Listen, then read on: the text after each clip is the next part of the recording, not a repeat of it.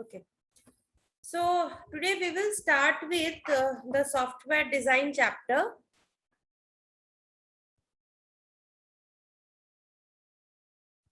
That is module 3 from your syllabus. Okay.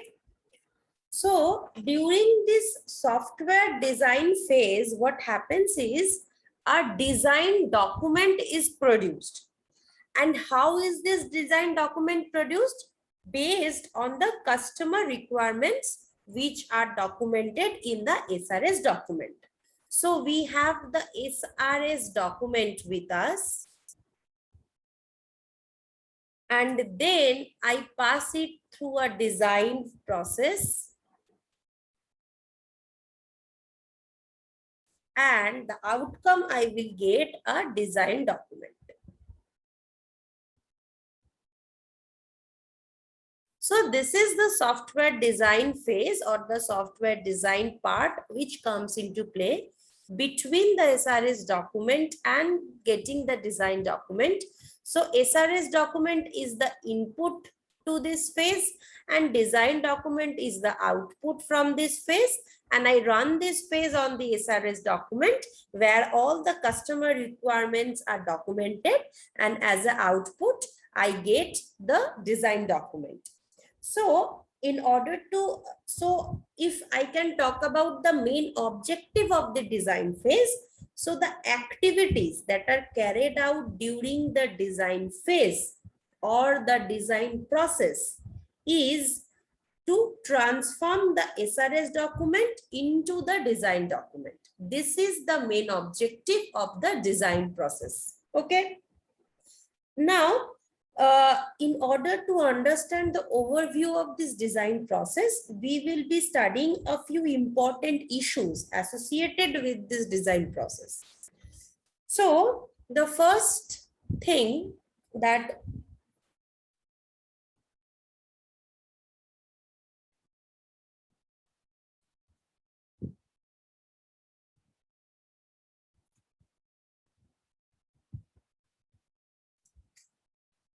the different modules which are required or the different modules that are specified in the solution, they should be clearly identified.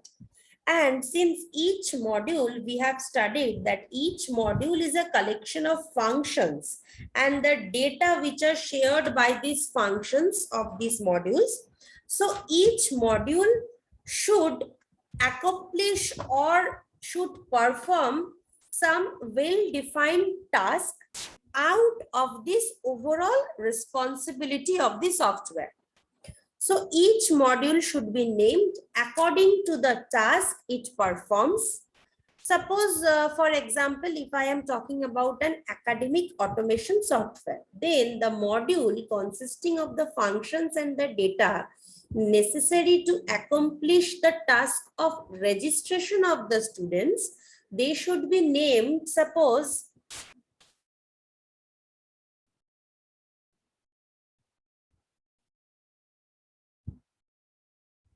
so if I give this name to the task, handle student registration, then it will be easier for the for the development team and customer as well to understand that what does this module do. So all the modules that are documented or will be documented in the design document, they should be named according to the function or role or responsibility they will play. So this is the way we follow the different modules that are required, how the naming convention is done. The next thing will be to consider is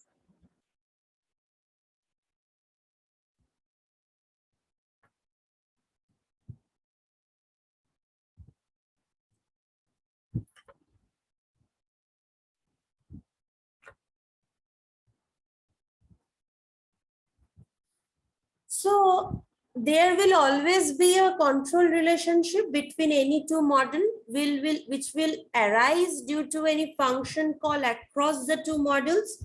So the control relationships which exist among the various modules should be identified in the design document. Suppose I entry a new a customer ID. Then it gives me two options, that is delete this account or add few books, suppose. So with this function or module, two other modules are related, or there can be a relationship directly from customer ID to delete that particular customer ID, or from that customer ID to add a few books under that name of the customer ID. Suppose I'm talking about library management system.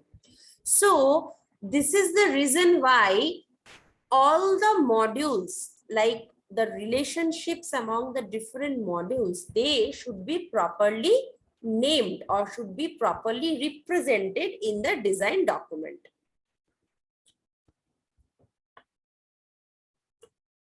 Third is the interface among different modules.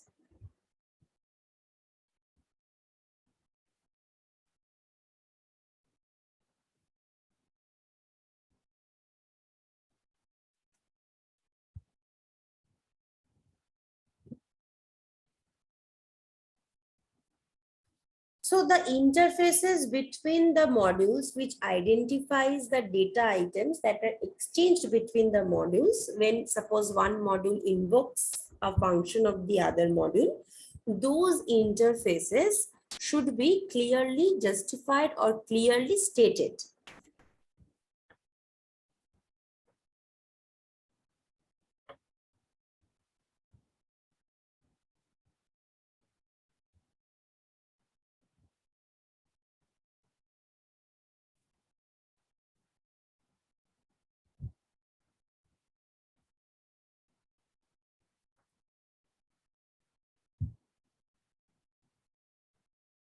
So each module, it will normally store some data that the functions of the module need to share in order to do that responsibility of that particular module. So suitable data structures for storing and managing the data of the module need to be properly designed and documented as well. So if certain section of my module will work well, if I use the graphical graph concept, certain design should work well if I use the stack concept. So this type of data structure which will work for that particular module in order to execute the functions of that module smoothly, these things should be clearly documented and also designed and documented.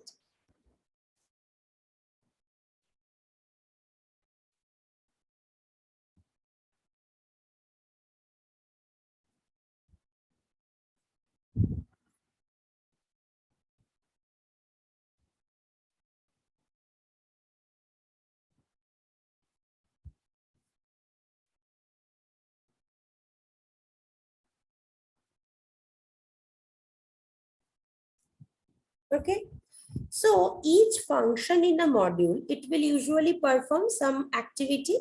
So the algorithms which are required to accomplish the activities of the various modules, they need to be clearly designed and documented with consideration given to the accuracy of the final result. So considering the space complexity, time complexity, accuracy of the result, all these things taking into considerations, we need to design the algorithms also, which will help or which is required in order to implement these individual modules of our software. And those algorithms also we need to design and we need to document. So when we start with the SRS document, these design documents, they are produced through iterations over a series of steps. So what are these series of steps? We will discuss in the subsequent chapters later on. So after the SRS document is taken and over through iterations after accomplishing all this thing, we have the design document with us. Then this design document is reviewed by the members of the development team in order to ensure that the design solution, it conforms to the actual requirements of the customer or not. Because I am in the view of converting the SRS document to the design document, I have designed or documented something which is not needed by the customer, then it is of no use to me. So this confirmation needs to be there, that finally whatever is there in the design document, those conforms to the requirement specifications of the customer or not. And this thing is done by the development team, either the team or few members or the manager, whoever it is, but this thing is done by the development team members. Okay, now we study about the classification of the design activities.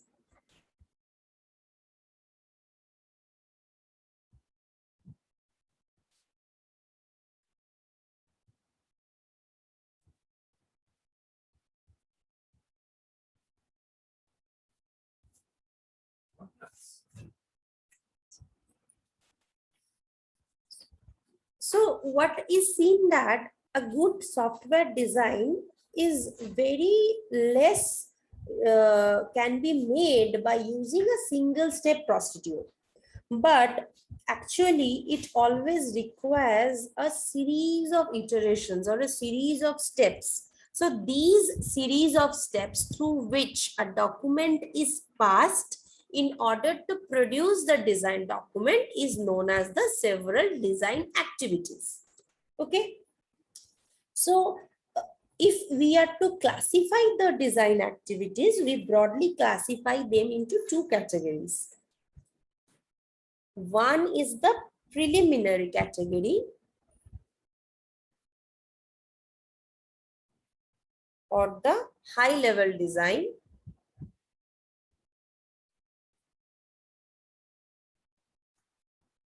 and another is the detailed design. So these are the two broad classifications of the design activities. So an overall meaning is, the objective of this high level design is, through this high level design, a problem, it is decomposed into a set of modules, and the control relations among the different modules, they are identified, and the interfaces among the various modules are identified. So the control relationship will be identified. The modules are first identified, then the control relationship between the modules are identified, and then the interfaces among the different modules are identified. So what is the main objective of the high level design or the preliminary design? No, we have a problem. We decomposed it into a set of modules. We identify the relationships between the modules and the interfaces among the various modules. Now, the outcome of this high level design, it is the program structure or the software architecture, I can say. I can say it is the, because high level design gives you an overall view. So I can also say it gives me a overall software architecture or a program structure of the software which I am going to make. So definitely high level design is a very important step in this overall state design of a software, because when the high level design is complete, then the problem, once the high level design is complete, it means the problem has been decomposed into many small functionally independent modules that are definitely related to each other, and maybe they are arranged in some hierarchy. But once we identify the high level design, the software architecture of our software, it means that I have been able to decompose my problem, my bigger problem, into several small functionally independent small subsets or small sub functions. which work in accordance with one another in order to give me the final result, right? So in order to represent the high level design, many types of notations are there. So one notation which is very widely used is, if you, I hope you have heard this word, structure chart. Among several types of notations, this structure chart is highly used in order to represent the high level design in the form of design documents. Another popular design representation technique is also there, which is known as UML. I hope you people are doing this in your lab. So this UML is being used to document object-oriented design approaches. Okay. So two famous design approaches are there. One is the structure chart design approach. Another is the UML design approach.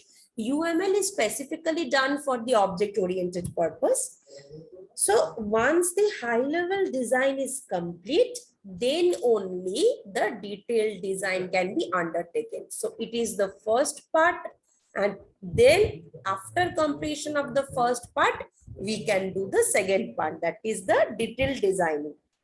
Now the outcome of this detailed designing, it is documented in the form of module specifications document. So after the high level design is complete, then the problem already is decomposed into several small modules, and the data structures and the algorithms which are to be used on these modules, they are described using this module specification document.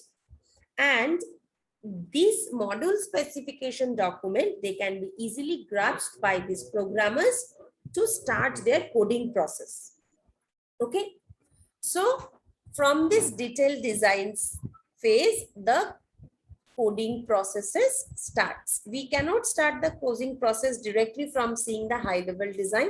So preliminary stage to detailed stage transformation is required, and from detailed stage we will go straight to the coding process. Okay. So in this chapter or in this module, we will be focused mainly on the high level designing approaches or the concept of high level design. So we are not this, according to your syllabus, we are not focusing on this detailed design approach. So the several aspects of this high level design activities we will be studying. Okay.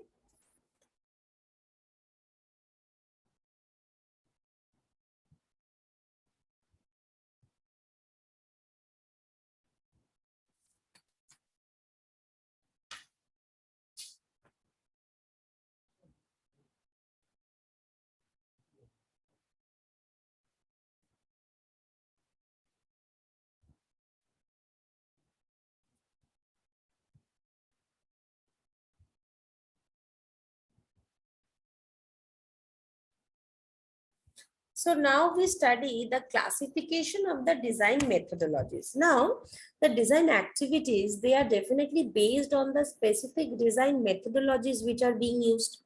So a large number of software design methodologies are available. So we can roughly classify these methodologies into two approaches, which we were studying in the requirement phase also. One is the procedural approach. Another is the object-oriented approach. So these two fundamental design approaches we will discuss in this chapter, and over the next few chapters, we will study the two approaches in details. So the question is, does this design technique, they result in unique solutions? So answer is, even while using the same design methodology, different designers, they arrive at very different design solutions. The reason is that a design technique, it often requires the designer to make many subjective decisions, and their work gets compromised to several contradictory objectives. So as a result, what happens, one member's or one manager's decision will definitely differ from other managers' decision.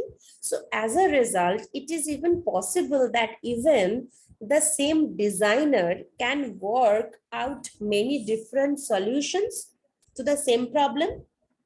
Therefore, obtaining a good design would involve trying out several alternatives. So always, if you think that only one unique solution is there, it is not possible. Several solutions can be there, several possibilities or alternatives can be there. You need to pick the best one. So as a designer or as a manager, the manager who or the designer who is doing this, he needs to pick which is the best solution. But however, a fundamental question that may arise is that how to distinguish between this superior design solution from an inferior design solution. So unless and until we have an idea of what a good software design is and how to distinguish a superior design solution from an inferior design solution, we cannot possibly design a solution. So in the next sections, we will be studying about this thing.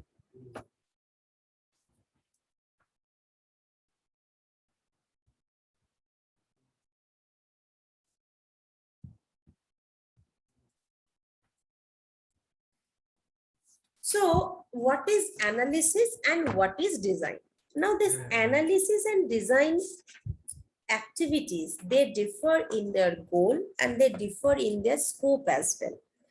So the goal of any analysis technique, it is to elaborate the customer requirements through careful thinking and at the same time, avoiding making any decisions regarding the exact way the system is to be implemented. In the analysis part, we will only elaborate the customer requirements through careful thinking, and we will not make any decisions regarding the way the system is to be implemented. This is the part of the design phase. Analysis only means once I have the customer requirements, I will give it a very good mind thought and I will try to elaborate the requirements of the customer as much as possible to the development team. This is the work of the analysis team or the system analyst. So the analysis results, they does not consider the implementation or the issues associated with certain specific platforms. So analysis is documented using some graphical representation, you may say. So in case of function-oriented approach, the analysis is done using DFD, data flow diagram, whereas the design may be documented using the structure chart. So structure chart will specify the design and the analysis is specified by the DFDs, data flow diagrams. And this is for the function oriented, procedure oriented. And on the other hand, for the object oriented approach, we can use this UML both for the analysis and both for the design. So for the analysis model also, we can use this unified modeling language, UML, and for the design process also, we can use this UML concepts. Now, why is this done in the form of these DFDs and UML? Because the analysis, it is normally very difficult to implement using a programming language. So that is the reason a graphical representation is done in order to represent this. Now the design model, which is obtained from this analysis model through transformation over a series of steps. Now we get the analysis model, we transform it to the design model. So this is the procedure. Now, analysis model will not reflect that what are the possible solutions, but the design model will reflect that. So the design model, it should be detailed enough to easily implement using a programming language. So the design models, it should definitely reflect the decisions that are taken regarding the way the system is to be implemented. So design model should always be detailed. Design model should always have the decisions that are taken in order to implement my system in a certain way. Okay. So this was the concept between the difference between analysis and design. Now, how to characterize a good software design?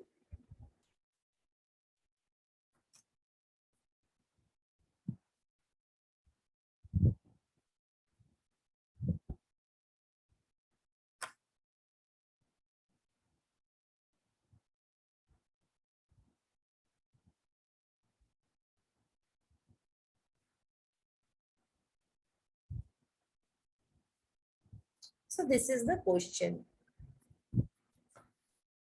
So as we have been studying that coming up with an accurate characterization of a good software design, which will hold or which will have solution across various varieties of problems is not easy. So this definition of good software design, it can vary depending on the exact application which is being designed. For example, suppose the memory size which is used by the program, it can be an important issue in order to characterize a good solution. So different factors, different issues can be there depending on which type of software I am designing. So one criteria or certain criteria in order to judge a design solution, it can vary across different types of applications. And also different arguments are there between several type of engineers and researchers that what is the exact criteria in order to judge that whether a software design is good or not. But not going into so much debate, few characteristics or few concepts are there which we will keep in mind in order to design our software. Rest as the flow will follow, it will be decided whether it's a good one or a best one or a bad one. So few characteristics or that may be listed. The first one is the correctness. So a good design, first of all, for anything to be good, it needs to be correct. That is, if I want to develop a program for sorting one algorithm, it should first sort one array. If that program is not being able to sort the array, then it's of no use to me. Even if it does not require much space or time, or it has low time complexity, low space complexity, but it is not useful to me. So in the all the functionalities of the system should correctly be implemented. This is the first job of the software. That is, it should be correct. All the functionalities should be correctly implemented. Next is the understandability.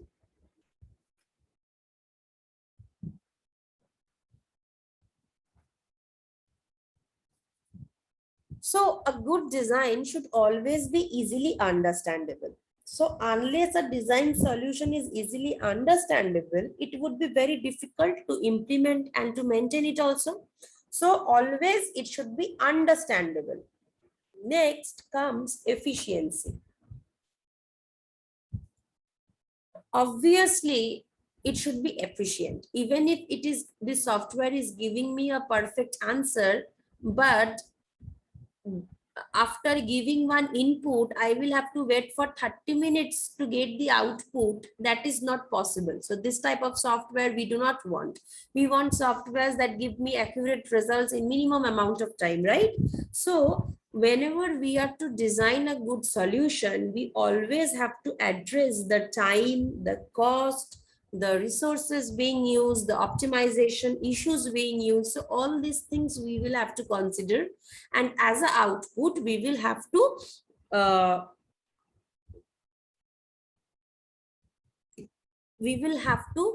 consider that whether our software is an efficient one or not. Next is maintainability.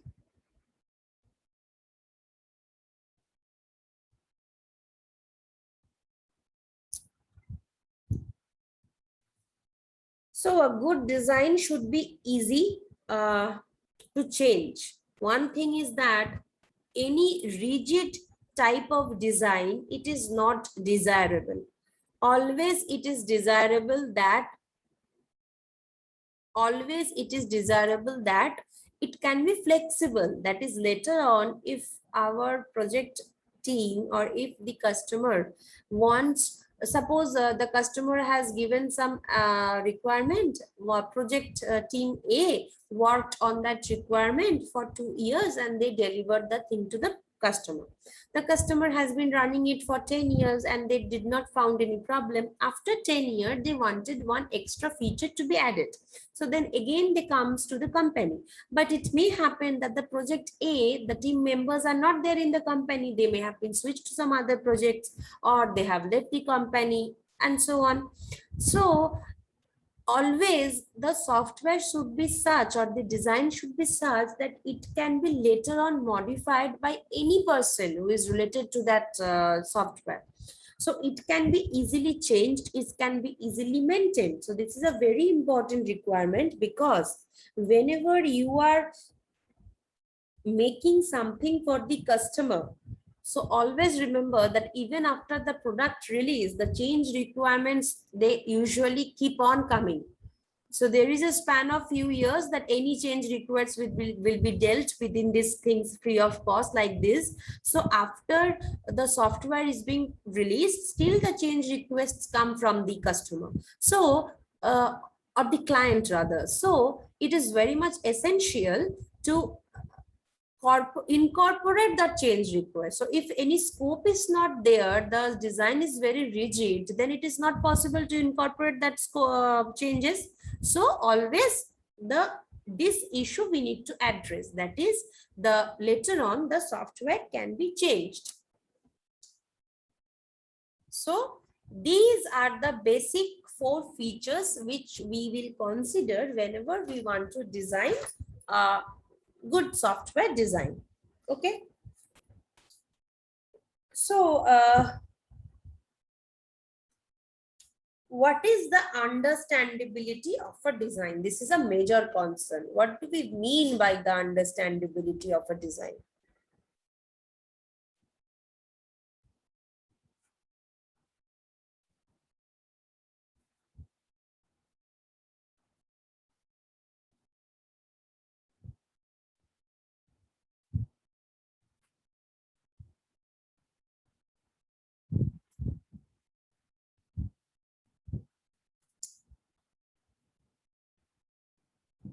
So suppose we assume that in order to design a certain problem, we have arrived at a large number of design solutions, and among the solutions, we need to choose the best one. So all the incorrect designs, they need to be discarded first. So out of the correct design solutions, how do we identify the best one? So given that we are choosing from only the correct design solutions, the understandability of a design solution is the most important issue which needs to be considered while judging this goodness of a design, that whether the design is good or not, we should be able to understand the design solutions properly, because until and unless we understand all the design solutions properly, then how can we come at a conclusion that this is the best one and this is a better one or this is the worst one and so on, right? So what happens is, since we are all human beings, so understandability also is very much comparative in nature. So this is the reason why constantly the emphasis is given that a good design solution, it should be very much simple, so simple that it can be easily understandable. That is, it would not require tremendous effort. So to implement, to test, to debug, to maintain it, right? Because we have already studied that 60% of the total effort in this entire life cycle of a typical product, it is spent in maintenance. So this understandability of the software, it is very much important for the maintainability of the software also. So for this purpose, if the software is not easy to understand, then not only it will lead to a increased development cost, but the effort which is required to maintain the product will also increase. So a design solution that is difficult to understand will lead to a problem or to a program also where mistakes are there, bugs are there, right? So understanding a design document or a design solution is the major concern when you are talking about this entire software design chapter. Okay. So we will stop here today, and I will share the attendance with you. Mark your attendance over there. If anyone has any query from today's class, you may ask me.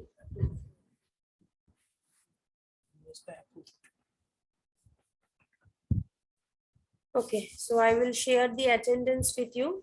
We will stop here today.